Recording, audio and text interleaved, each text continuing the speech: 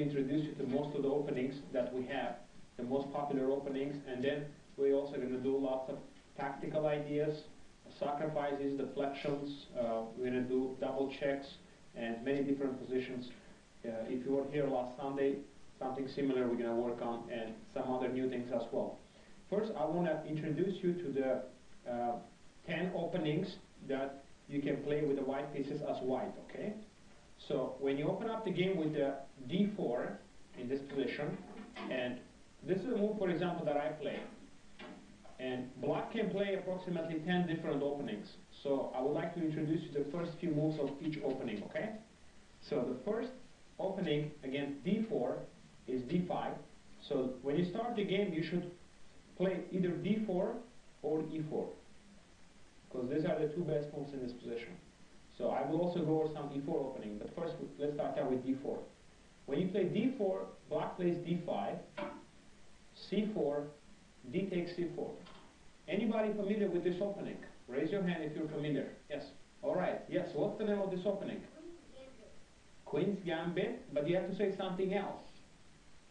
Queen's Gambit accepted. Okay, this is the Queen's Gambit accepted opening because he's accepting. He's taking the pawn. So remember, when you take the pawn, this is called Queen's Gambit accepted. Okay? I will be checking this, so I want everybody to pay attention, okay? So now there is a very nice trap that I want to show you, and you can use this actually to win some games if your opponent is not familiar with it. So you played e3. Now you're trying to take the pawn here. The best move in this position is to play knight f6 and just kind of give up the pawn and just try to develop. But some players will try to protect this pawn because they win a pawn, they try to protect it. But this is a bad move already. Now you play a4, putting pressure on b5. And now if you play a6, it's bad because you capture, and black captures, you're winning the rook. Okay? So that's why it's not a good idea to play a6. Now, most likely your opponent will play c6 here. And now you take. And now, I have a question for you here. White to play. Can you find a winning move here? White is winning a piece now if you find the right move here. It's not so easy to see because it's a kind of an unusual move, but black weakened his position here. Especially, he weakened the diagonal, and as you can see, you need to find a piece that is not protected and trying to attack that piece here. It's a nice trap here, and white is winning a piece. Very good. Queen f3, and now you're attacking the rook because diagonal is very weak, and now he cannot really protect this rook. If he plays bishop b7, you can just take the bishop. So it's not good for him. So he has to play knight c6.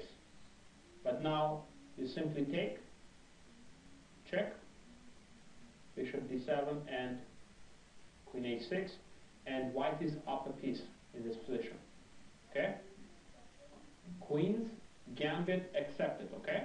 So remember, this is the Queen's Gambit accepted opening because when you take the pawn, that's the accepted. Okay? Next opening I show you is going to be the Queen's Gambit declined, where he's declining, taking the pawn.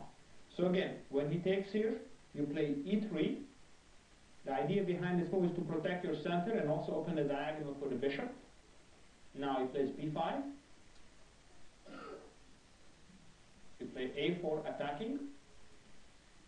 If he plays a6, you simply captures, and you win the rook. And if he plays c6, you take, he takes, and queen f3. It's a very strong move. It's a trap, and I actually won some games myself also with this idea.